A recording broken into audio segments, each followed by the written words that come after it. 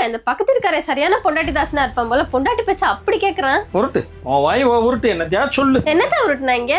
ஆமா, அம்மா இருக்கிறப்ப பொண்டாட்டி பேச்ச கேட்டா பொண்டாட்டி தாசன்றீங்க, பொண்டாட்டி இருக்கிறப்ப அம்மா பேச்ச கேட்டா அம்மா பிள்ளைன்றீங்க. இவங்க 2 பேர் பேச்சையும் கேட்க வேணா, நம்மளா யோசிச்சு ஏதாச்சும் முடிவு இருப்போம்னா சுயநலவாதி, யாரை பத்தியாச்சும் ஏதாச்சும் யோசிக்கிறானான்னு பாரு அப்படின்றீங்க. உங்க பிரச்சனையே வேணாம்னு வேலை வெட்டியை பார்க்க போனா வேலையை கட்டிக்கிட்டு அது உனக்கெல்லாம் இதுக்கு கல்யாண காட்சின்றீங்க.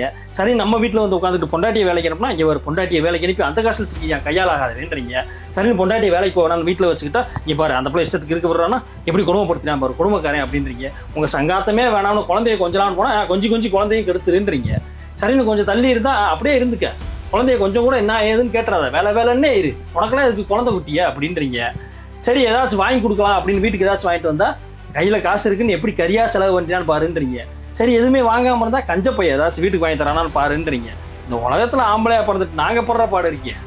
ஏய் அதை கூட விடு. ஆனா கடைசியில ஒண்ணு சொல்லுவீங்க பாருங்க, உங்களுக்கு என்னப்பா ஆம்பளைங்க ஜாலியா இருக்கீங்க, நாங்க பொம்பளை எதே கஷ்டப்படுறோம்னு.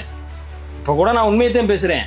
ஆனா கமெண்ட் செக்ஷன்ல வந்து என்ன சொல்லுவீங்க, மேல்ச்சுவானிஸ்ட், எப்படி ஆம்பளைகளுக்கு சப்போர்ட் பண்ணி பேசுறேன் பாரு அப்படின்னு தானே சொல்ல போறீங்க. சொல்லுங்க, என்னத்தையா சொல்லுங்க, நடத்துங்க.